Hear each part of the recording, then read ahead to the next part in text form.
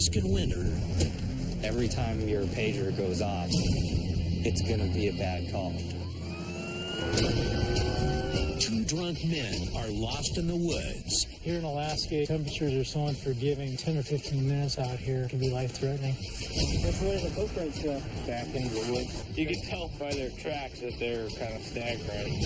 And a clever plan to nab a snow machine thief. So now we sit and we wait. Could be 20 minutes, it could be 4 hours from now. Has troopers ready to pounce. He might be scoping it out.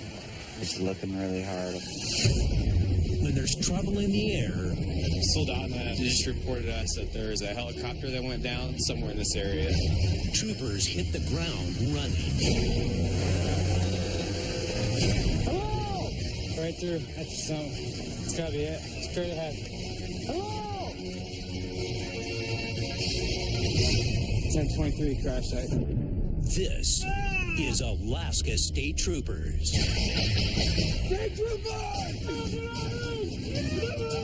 Need one. Get on the deck! Get on the deck!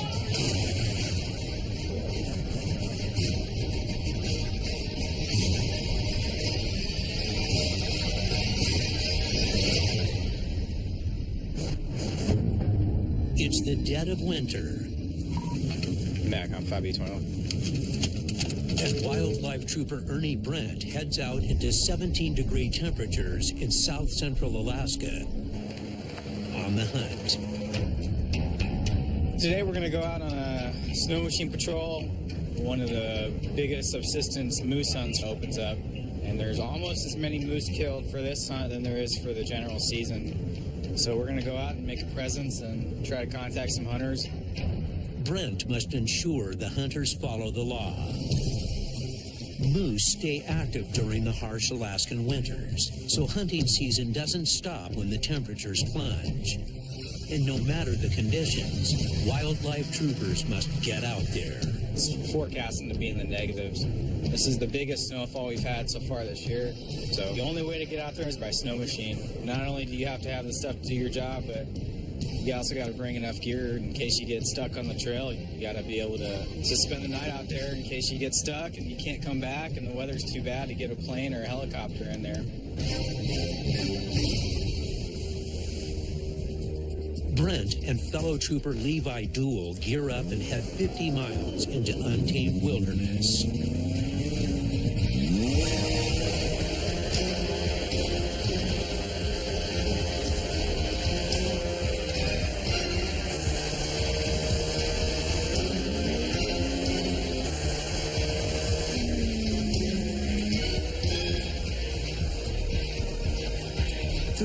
Miles off the trail, they hit their first challenge. A little open water.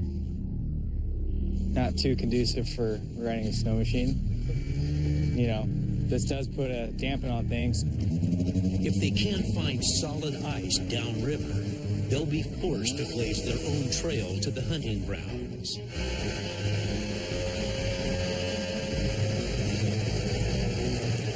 But before they can find a crossing point, an emergency call makes the troopers shift gears. Soldotna just reported to us that there is a helicopter that went down somewhere in this area. Crashes are common in these parts. Alaska's the #1 state for small aircraft accidents. Even if the pilot survived the impact, the cold can kill him. And the temperatures crashed way below zero. It's cold right now. It's probably into the negatives. You know, they don't have much time. They've got another helicopter in the area looking for this guy. He has no idea where he is right at the moment. Without an exact location, troopers have a lot of ground to cover and not much time. Duell follows his gut. Well, just my knowledge of the area, there's a bunch of drilling rigs and natural gas wells around the area. They're more than likely trying to go in or out of one of those areas. The oil fields out here are one of the main reasons people fly to this area, but the nearest one is 30 miles away. Troopers hope they're headed in the right direction. Who knows exactly how long this guy has been out there? You know, what are the extent of his injuries? It definitely makes a difference on our response time, and it definitely tips the scale a little bit. Maybe we can make some riskier moves to get out and get this guy. I don't have a problem damaging state equipment if I'm going to save a life.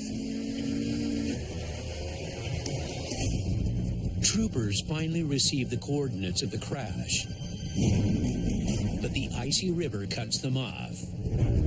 Yeah, we're going to find a good spot to cross. They race up the banks, hoping to find a place to cross.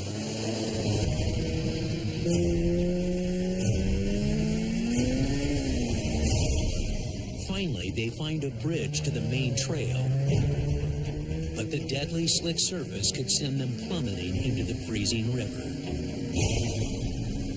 The rails are only maybe 6 inches, and if you're not careful, you could catch one of your skis on the snow-go and you're going all the way over. A plunge into these freezing waters can shut down the body's internal organs and kill in minutes. You know, if we break, then we're useless. There's nobody else. We're it.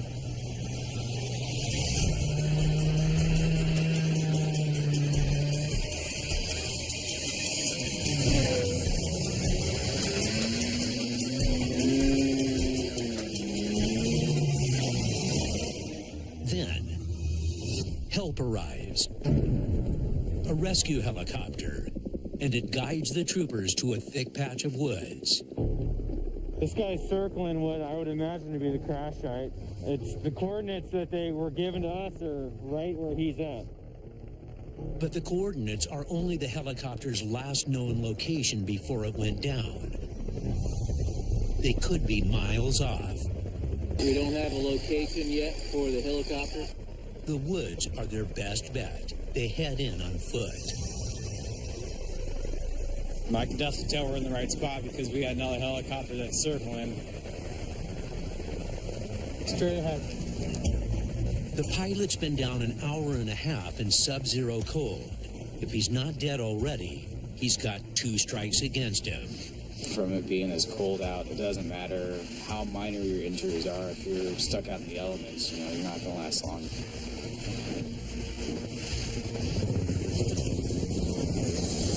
Suddenly, Hello! We're in the right spot. Hello! It's gotta be it.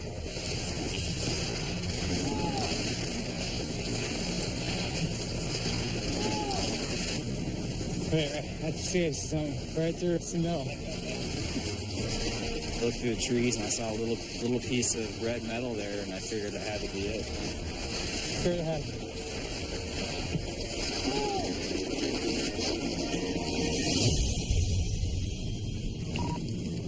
$10-23 crash site. he's still alive, but he's not out of the woods yet.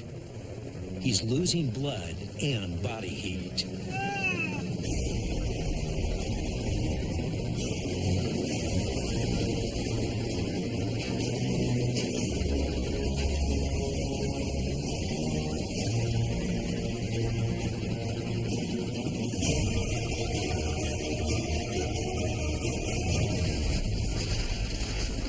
To the right. If there's anything we can do to help you guys, let us know. Okay, yeah, we're just gonna get him packaged up and hoist back out. Down, sir, on the minute right here. Can you guys kind of make like a Pass that here, right here. The victim's injuries complicate the rescue. He had some compound fractures. His right leg was messed up pretty bad. He was in a lot of pain, and there was quite a bit of blood there in the fuselage. Okay, let's do this. You got that side? 1, 2, 3.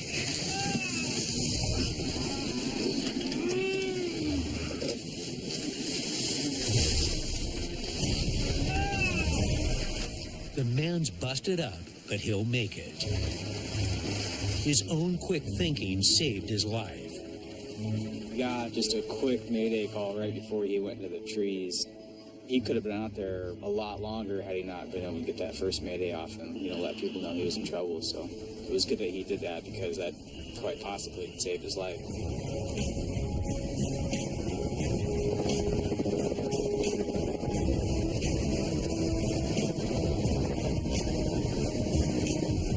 I think it's a great example of just how important it is in this job to be able to, go at a moment's notice. I'm just really glad that we could get here and we could help out and do what we did.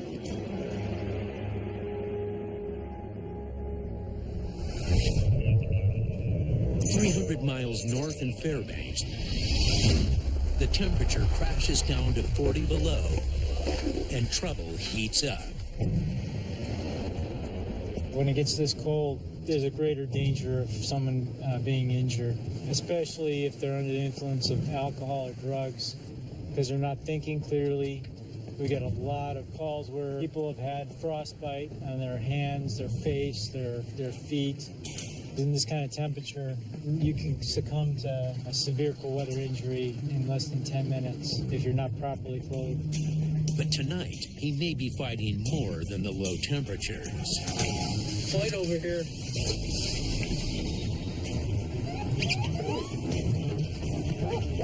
19, we're clear to stop. We're going to head over to the parking lot here. It looks like some individuals in a physical 10-10. Hey guys, stop right there. Hey, let me see both your hands. Both your hands. 19, we're going to head over to the parking lot here. It looks like some individuals in a physical 10-10. Hey guys, stop right there. Hey, let me see both your hands. We're trying to warm up, man. He's just... Who? He's just, I don't know, man. We're just... Let's go back over this way. Let's go. Who else is in there? Nobody else. Just you two? Here to warm up. Yes, sir. We just came here to warm up, sir. So what's going on? We're just messing around.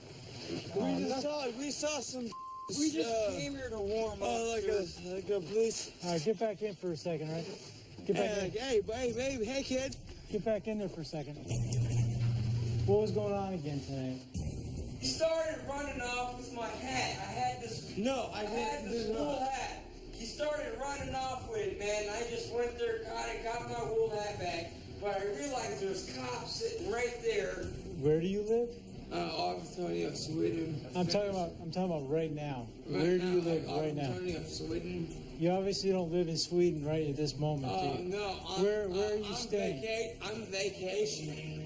Vacationing? Yeah, I'm taking up the realms of the environment. Okay, so why are you out here now? I'm walking. The party I was with, they were drinking quite a bit. I just didn't want to drink with them anymore. So I just chose to walk away. It was really cold outside. I was like, hey man, I feel like I'm gonna die. I'm gonna die tonight. Because you got so cold? Yeah. And in these brutal temperatures, this drunk man could do just that. Here's the deal. Either we find someplace for you to go for tonight, or you're going to go to someplace for sleep off. Do you have someplace? No, I have a place. I was born and raised here in Fairbanks. You were born in Fairbanks? Yeah. Okay. All right, cool. That's proven. Zeisel runs the man's information, 2729 times 2. and dispatch has no current address. But he does need help. I'm able to take care of myself. I'm smarter than anyone. Well, I am. Like any one person. I'm absolutely. I'm not insulting you, but No. I know. I'm not smarter than anyone on the police force. All I'm saying is, 137. I'm borderline gifted intelligence. here in Alaska, the temperatures are so unforgiving. 10 or 15 minutes out here, and it could be life-threatening. Zeisel's not taking any chances and brings him in to sober up. So he's a danger to himself, and he needs to go someplace to be safe for the night. I'm better coordinated than any of you guys. Okay, go ahead and have a seat. You guys are just regular humans. Watch your hand. Yeah, I know. Well, we're just glad that we were able to at least keep these two guys from getting injured tonight, and especially the one fella. I imagine if we would not have intervened, end up finding him on the road someplace frozen, either really injured or probably dead.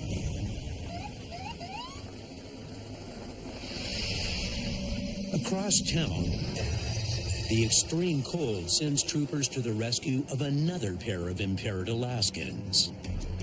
An ambulance picked up two drunk guys. They asked them where their address was, and they told them an address out in North Pole. So the ambulance drove them there, and now we've gotten a call from the homeowner that says two drunk guys that showed up on her property. She has no idea who they are. The woman says the men stumbled into the pitch-dark woods and possibly to death by exposure if troopers don't find them fast. This is pretty uncommon. I can see exactly where they dropped off. I can see the ambulance's tire tracks in our driveway here. Different. We're gonna go help Trooper Rich try to find these intoxicated people that the ambulance dropped off in the hopes that they are not laying down in the woods, because it's 40 below right now. So if you spend any amount of time out there, you're gonna lose fingers and toes or death. Each year, the Alaskan cold kills about 34 people. With temperatures hovering near 40 below, troopers don't want anyone freezing to death on their watch. 3323 there. On scene, Trooper Gabe Rich quickly finds signs of the drunken duo. It looks like two sets of tracks. Which way do the footprints go? Back into the woods, but you could tell by their tracks that they're kind of staggering, so. With alcohol in their systems, the men put themselves in danger without even knowing it. When you're drunk and it's cold out like this, you don't make good decisions. So they could find a tree and be like, oh, this is warm. And then bam, they're dead. Mulvaney calls in a high-tech tool to aid their search and rescue. We're having North Pole bring their thermal imager so that we can look in the woods here, see if we can see any heat signatures laying down, anything like that. The thermal imager detects body heat, which makes humans stand out like a beacon in this frigid weather. I'd say we just walk the trail that you saw. Yeah. Check the woods around that trail. We'll follow you guys. They scan the tree line for hotspots. The imager doesn't tell them what it sees, only that it's something warm and worth investigating. Is there like a power box or something in here? It's not long before they spy a heat source deep in the woods. Well, you see something hot in there? Is that right there? Right there. Yeah, you can probably check that. Troopers use a thermal imager to pick up the body heat of two men lost in the woods, and it looks like they may have found something. Is that right there? Right there. Yeah, you can probably check that. Trooper Mulvaney heads in.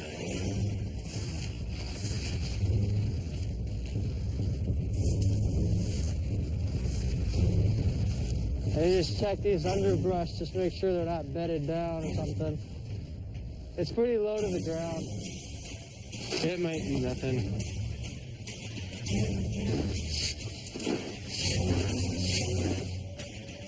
It looks like animal, man. This stuff. And it gets real small. The heat trail goes cold, and time is running out.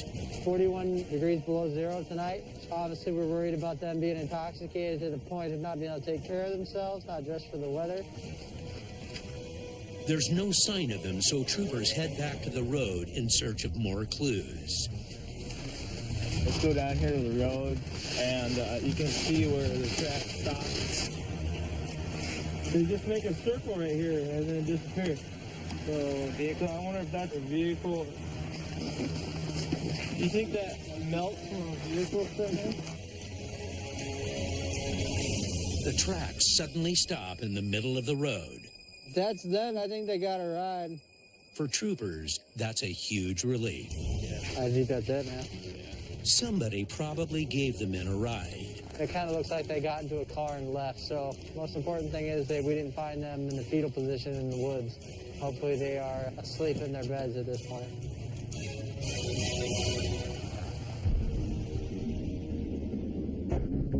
In the Alaskan interior, a recent spike in crime has troopers resorting to tricks to trap their men.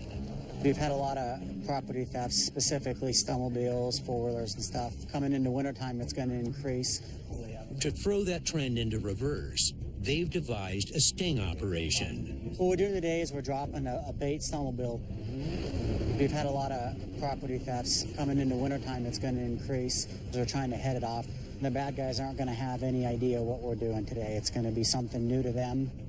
For this covert op, they'll need a stakeout where they don't stick out.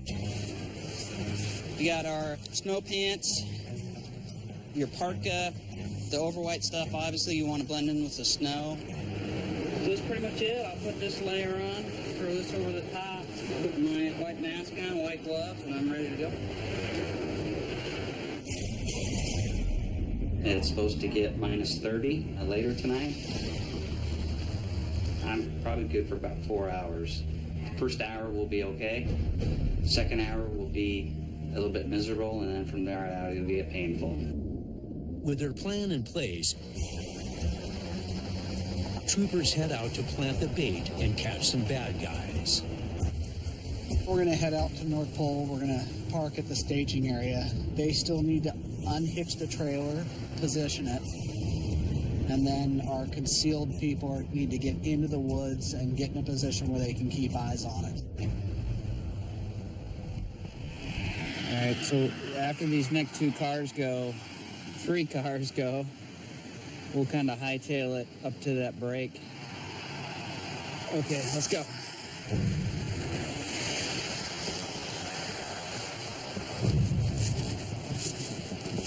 Okay.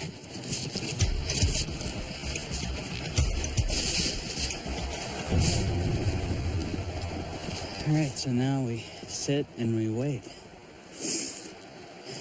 Could be 20 minutes, it could be 4 hours from now. As Sergeant Johnson settles in, so does the chill. Doing surveillance at 25 below, you start getting cold, you start getting tired. And that's what surveillance is it's hours and hours of boredom, followed by sheer panic, and it's over in a few seconds. Somebody just headed southbound past it, slowed down to take a look at it. There's a car, a truck actually. It just came by real slow, so he might be scoping it out. There's been a truck now that's come by twice. It has the same broken tail, like the same sound of the engine. So someone's kind of circling over here, but nothing yet.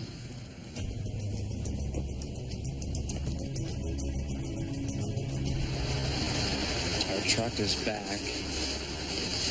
The same one that was scoping us out here a while ago. Maybe he's going to come over here and give this thing a closer look. We'll find out. That vehicle went by it, but slowed down considerably, eyeballing it pretty hard. Alright guys, they're doing some really weird stuff over there. They're backing up and trying to get their headlights on to get a better look at it.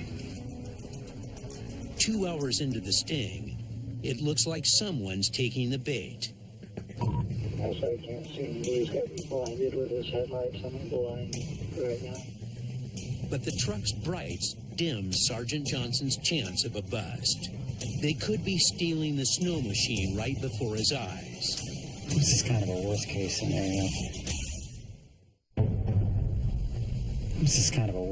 scenario. Our lookout person's supposed to be able to tell us what's going on.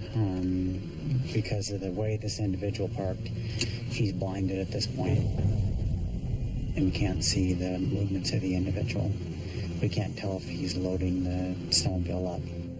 If troopers rush in too soon, they may scare the potential thief off. So they anxiously wait for the man's next move. He's standing out to the side of it. He's examining it right now, walking around the trailer. units, this is dispatch. We have a caller on 911 reference the snow machine. He's looking at it. We're trying to just let him know. We'll tell the trooper. But it looks like their mystery man is just a concerned citizen. It appears this is a good Samaritan of the night who's calling in the snowmobile to make sure that it's safe. The people in Fairbanks know that a lot of snowmobiles are stolen, so they're watching out for each other. At the end of the night, the baited snow machine goes untouched. About 4 hours out at about 25 to 30 below temperatures. There's probably several hundred cars that went by. We definitely gave people the opportunity to do the wrong thing tonight. We didn't have any takers, and I'm okay with that. I'm cold, but I'm okay with that.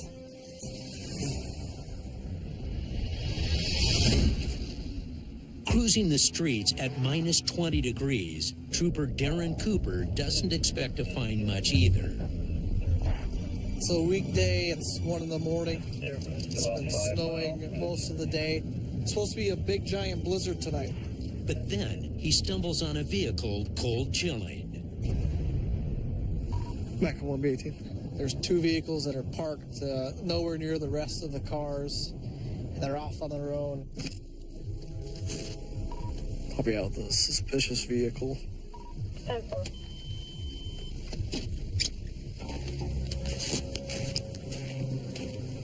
Back at 1B18. There's 2 males in the vehicle. Hey, what are you guys up to? What are you guys doing over here? Flying RC planes. Flying RC planes? We're in a blizzard situation right now. The 2 men claim to be braving the Arctic temperatures in the dead of night to fly model planes. A story Trooper Cooper finds unbelievable. So do you fly your planes normally in the snow? Okay. All right. Come back and talk to me for 1 second, okay?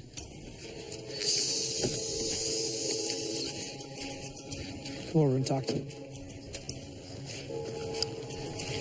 Hey, stop. Bring your hands out of your pockets. I was going to pat you down, make sure you don't have anything on you. Oh, okay. No, hell. Don't pull away from me. Flying RC planes. Stop moving around, because you're going to make me nervous, and I don't want to have to jam you up. Be cool, and I'll be cool with you. Okay? Just stand still for me. Stand still. What do you have on you? Food. Just food? Yeah. Hey, don't be offended with me. I'm not. I'm just out here doing my job, you know what I mean? Be truthful with me, okay? What do you have? Marijuana? Where's that at? In the car. Oh, it's in the car. Where's it at in the vehicle? It's in the back seat, my bra. Okay. You're not under arrest or anything like that. I'm just going to put you in handcuffs. Since I'm the only guy out here right now, you understand what I'm saying? This is just for my safety for right now. Back at 1B18. Model planes aren't the only thing getting high tonight. Hey, hop out for me, okay? Do you have anything on you? Yeah. Okay, don't touch anything. Just come right back here. What do you have on you? Okay, well, yeah, don't touch anything. Where is it? Okay. Oh, yeah, that's fresh green leaf. I'm going to pat you down. Just make sure you don't have anything else on you, okay? And there's nothing else on you? What do you have up here? Wrappers? Yeah. That's from the munchies? Yeah. I guess that's true then, right? And there's nothing else on you? The chapstick. Okay. Anything else in the car I'm going to be finding? Are you cold or are you nervous? Okay. Trooper Cooper checks the vehicle for drugs and other paraphernalia. I don't want to find anything that's going to freak me out. You know, like a hand or anything like that. No kilos of coke underneath the seat. He finds the planes and about a half ounce of marijuana. It's a decent amount.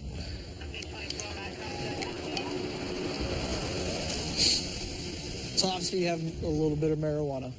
So have you ever been arrested or anything like that before? Well, I'm going to confirm that in my little database here, and then we'll go from there, okay? Back in 118. Cooper runs their information and confirms this pair doesn't have a criminal history. Since you've been cooperating with me and you've never been arrested or anything like that, I'm going to cut you a break. Basically what we're going to do is we're going to destroy the marijuana. That sound like a fair deal? Sure. It's either that or go to jail. You can do whatever you want with it, sir. Do you want to go to jail or do you want me to destroy it? That's why I'm asking you. Perfect. All right, so you're going to help me destroy it since it's your stuff. Destroy it here in the snow for me. Don't leave it like that. I want the moose to come over and get it. Then they'd be lazy and in the middle of the road. Like, get it like this right here. Like, destroy it so I don't have to worry about you coming back and picking up the snow weed. You can't have any amount out on the road. If I can measure it, you can't have it. Understand? All right. You guys can't smoke marijuana and fly airplanes at the same time. That's how you crash those things. Those things are expensive. All right. Any other questions? Okay. So have a good night. None of those guys had criminal history, so I decided just to have them destroy it. We got the marijuana off the street. They're not out smoking, and they're not going out and driving. And then hopefully we won't run into them again with marijuana in their possession.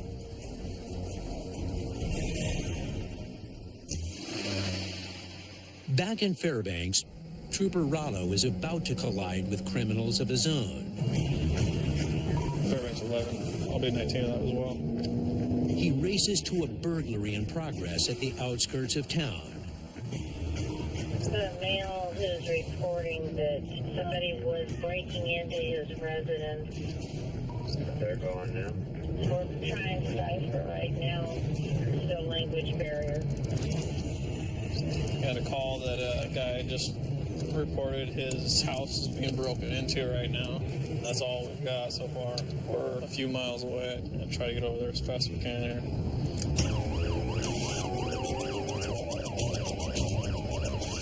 But the burglary quickly turns to assault. A 32, he's surviving female, possibly has been hit in the head. Despite the icy roads, troopers can't afford to slow down. Each year, Alaskans report around 3,000 burglaries, and most involve use of force.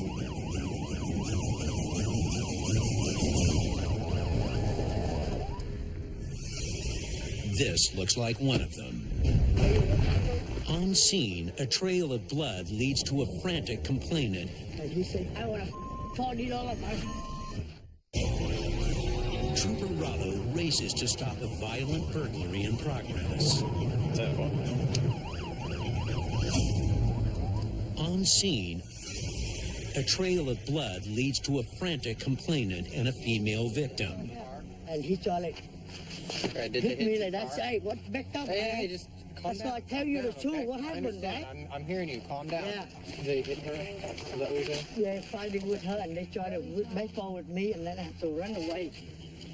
How did it hit her? The baseball. Like a baseball bat or a baseball? The stick, The bat. baseball. Okay. Yeah, and he tried to hit me, and run away.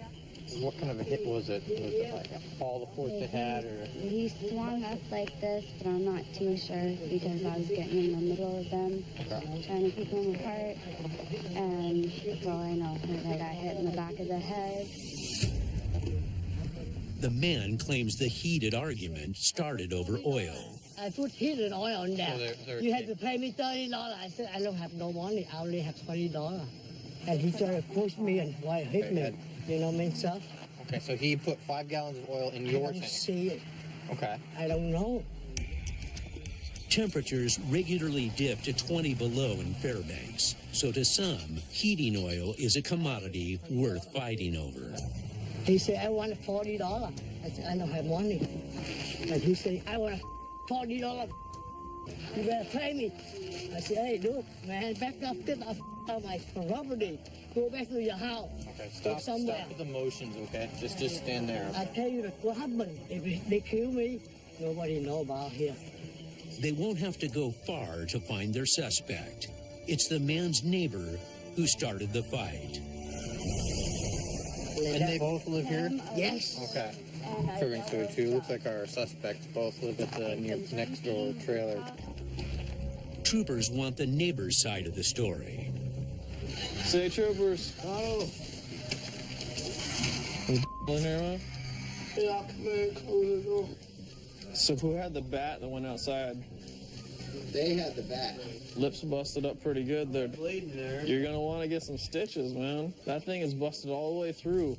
That's why that bleeding's not gonna stop anytime soon. Had worse. You know, we was drinking or whatever. He said he ain't had no heat. Were you guys drinking together? Or? Hell no, I was drunk as hell before I met him. I don't know. I was just trying to make sure because he's been drinking too. It's nothing major. I just know I can't do nothing else for the neighbors for no more.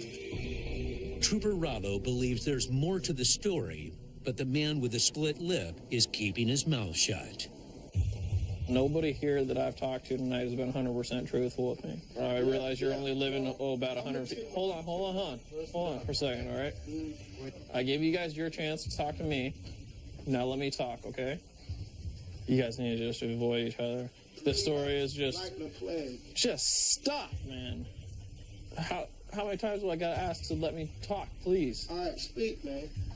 Last time, man. I'll let you talk. Okay, all right. Avoid each other, all right? Man, you're bleeding all over the place. Gross.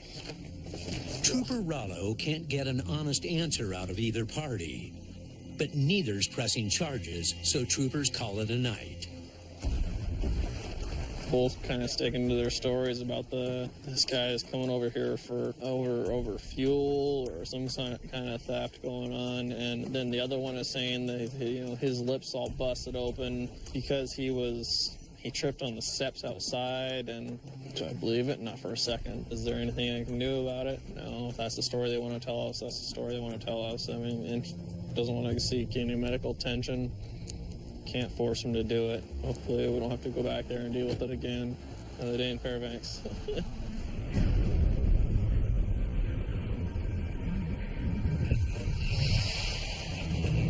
South on the Kenai Peninsula, a different type of mammal's pushing his luck. What is that? I've got a moose in a roadway.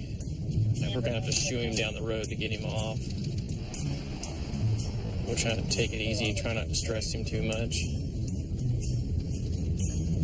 Typically with this heavy snow that we've got, the moose get into the roadways because it's easier for them to walk, and it gets real difficult for them to get over the snow berms. This guy right here looks like he's trapped on the snow berm too.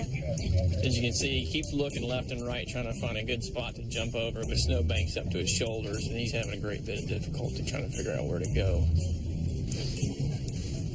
Here we go. Just moseying along. But encounters with moose aren't always this easy. Transfer reference shooting of a moose in the yard after a charge the complainant.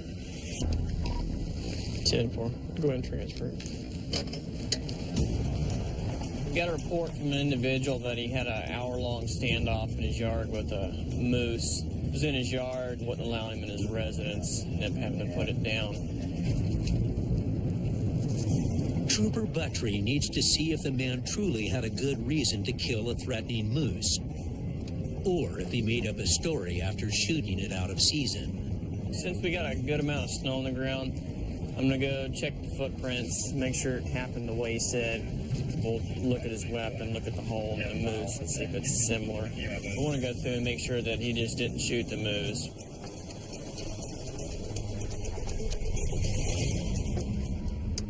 Hey, I'm Jimmy Buttry. Stand off with you? Well, so I was walking through the snow over there, and obviously there's a moose. Oh, man.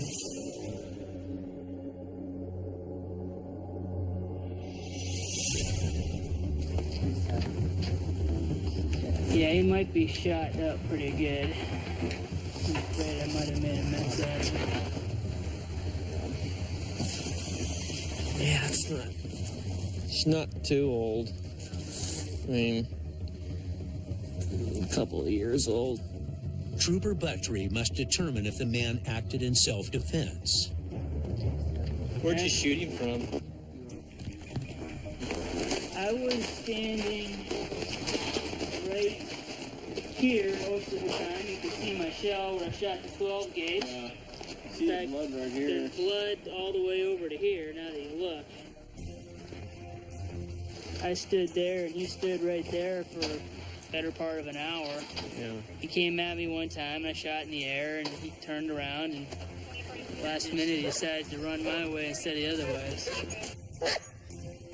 See what he did in the doghouse. It's all busted up. Yeah. Poor dog was in it at the time. Moose just stomping it, busted it off the bread, rolling it around,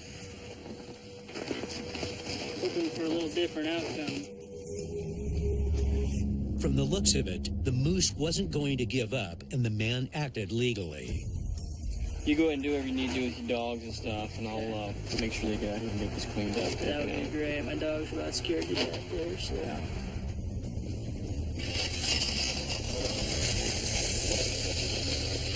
$10.60. I'm gonna drag this moose out of his yard so he can get his dog back under control. Buttrey calls a charity to retrieve the meat. You know, that's one of the cool things about Alaska, you know. In Texas, they leave deer laying on the road, you know. Just laying, can't even have it. Liver's gonna be used, the heart's gonna be used. I mean, the only thing that won't get used on this moose is bones and guts. Ready? Yeah.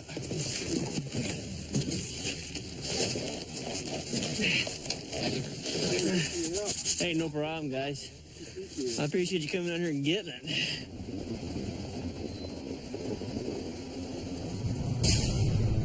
Back in Fairbanks, a dangerous driver is on a deadly path. Apparently he was staggering in a store. He got into his vehicle and then backed out and almost hit a customer that was coming in. Tough one. Trooper Keenan Mulvaney must spring into action before he kills someone. We had a call of a liquor store owner. Said the guy was stumbling, acting intoxicated, and then he almost hit a customer on the way out. And it sounds like he's got an officer of safety located on his name, or he's probably hostile. 3310 to 1098. Mulvaney catches up with a dazed suspect, joining Trooper Hennessy in the search for some straight answers. So what time was your last drink at? Nothing at all. Take medications? The first trooper that contacted him pulled him over. He was acting really weird, acting really intoxicated. So we pulled him out. The man's erratic behavior earns him a field sobriety test. You want to do some voluntary field sobriety tests for me? Over. Hey, this one. Yeah, man. What's that? Take a nice deal with those steps in a straight line.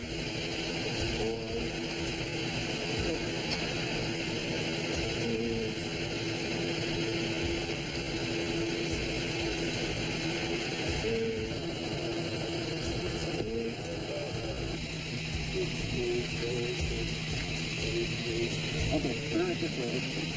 It's uphill if you want to get A breath sample should clinch this DUI. We'll have to look at the balloon or beach ball. Ask it. But he blows all zeros. No alcohol in his system. So you don't take prescription medications? No? Do you have any medical conditions? You just smoking marijuana? Nothing like that? Any other controlled substances? Anything like that? Stick it on your tongue for me?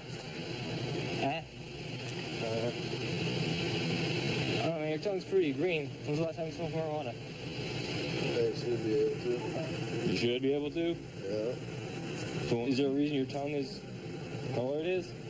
I just drink some soda and stuff. It's green now. And your legs are shaking a little bit too. Well, yeah. He's under the influence of something and a danger to himself and others. Troopers arrest him for DUI, and with probable cause, they check the man's truck for clues to what he's on. Wait, what's this stuff?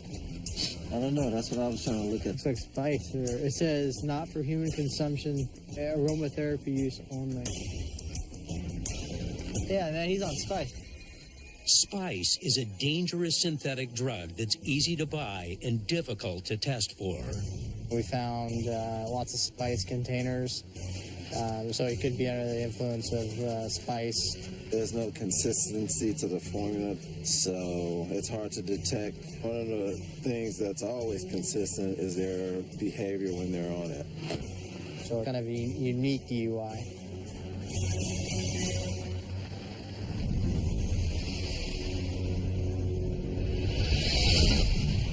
In the Matsu Valley, it's 11 a.m. and Trooper Cronin's day is starting off with a high-speed chase. The suspect's considered armed and dangerous. B41, B43, I'm coming up on Truck Road now. Troopers corner the vehicle, but the driver won't go easily. State troopers!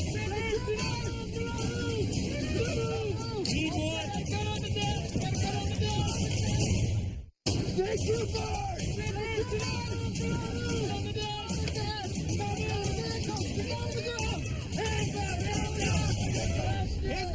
The suspect is actually a trooper, Trooper Darren Cooper. And this real-life scenario is part of a special emergency reaction team's training exercise. They identified the firearm that was on the dash right away. Yelled pretty well. Check that box. That was good from my end. These monthly training sessions prepare the special ops team to tackle high-risk scenarios. I thought did a good job nosing up to the front, just like he should have. One day you can be doing an active shooter hostage rescue situation, then the next you can be doing a rural wilderness land navigation course. We need to kind of be a jack of all trades because Alaska is such a diverse place and we have such a big responsibility here. We've got a lot of different calls that we're going to have to handle. Real-world training is crucial because almost a third of assaults on officers result in injuries. Good training can reduce that risk. So every time your pager goes off, it's going to be a bad call. You know, someone has either tried to kill someone or is going to try to kill someone. Drop it! Drop it! Because every time you get called out, you're going to be dealing with a, highly stressful incident that needs to get resolved quickly. Clear. Clear. Back in Fairbanks, Trooper Rollo is putting his training to the test. Just received a 911 transfer from SPD. Could hear a female yelling in the background. Fairbanks 11 on that 911 call. Did it say anything or just hear screaming? It sounded like a female yelling. Tried to call it back. But before the woman can tell dispatch what's wrong, her line suddenly goes dead. I called the number back. I'm currently talking to, and then he hung up, but he claimed that he couldn't hear me on the phone. A woman screaming, a man hanging up for no good reason. Troopers don't really know what they're facing, but they know they must get there fast. Call comes in and then they aren't able to get back on the phone. The attacker may be stopping them from trying to make that phone call. What troopers do know is the location. The troopers were already there earlier for a verbal argument, made one of the parties leave. Now that subject is now back causing more of a disturbance. 2731, I got separated from you guys. But the recent snowfall has turned Fairbanks's back roads into a tricky maze. Down there. Stay tight to the right. That big long road that goes down into the woods. And Trooper Rollo needs to find his way in time to break up a brawl before someone's seriously hurt. Sounds like there was an actual fight or something going on here.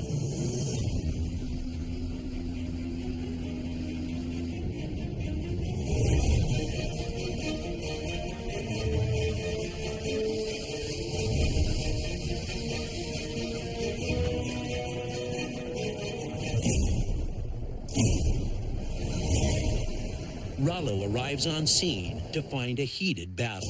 He's good. He's gonna fight. Shoot me with a taser, right?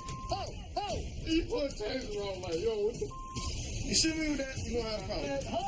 Hold it! What you cussing me for? Get off of me! What are you doing? Quiet down. Why are you trying to shoot me with a taser? Quiet down for me. Finally, the man calms down and offers his version of what happened. Let's start over. Or tell me exactly what's going on. It sounded like you guys were in a knockdown brawl in there. My wife was at work today. She's mad because I had people over. We were recording music. I can even let y'all in to hear the music we was recording because it's not bad. You know what I mean? We did good today. You know what I'm saying? She was just mad. She was like, oh, you guys been drinking and you got people over at the house? She worked at, you know what I'm saying? Okay, you worked 8 hours. Okay. And she just came home like, some beast mode and just smashing like, get out. She started breaking glass. I'm like, come on, for real? Like, anything get physical at all? No, ain't nothing get physical, but I'm just saying, like, she'll just break it. It sounds like she may have a little bit of a temper. My wife is West Africa. My wife has a temper. Okay. You know what I'm saying? Period. There's no getting around it. She has a temper. You know what I'm saying? She was just mad. I don't know why she was so mad. Turns out that's pretty much all it was a verbal argument. There were some things that sounds like ended up getting broken and tossed around. The little candle thing that she needed so bad, she smashed that too. Like, damn, we just bought that like 2 days ago. They had their disagreement, and hopefully they'll straighten out there between him and his wife. And there was nothing criminal that really happened, so we're getting out of here and hoping that we don't have to come back. Yo, hey, that's the Alaska State Trooper joint. Hey, you can record it. That's the Alaska State Trooper. Y'all can record it. I ain't even with it. Y'all do what y'all do. Word.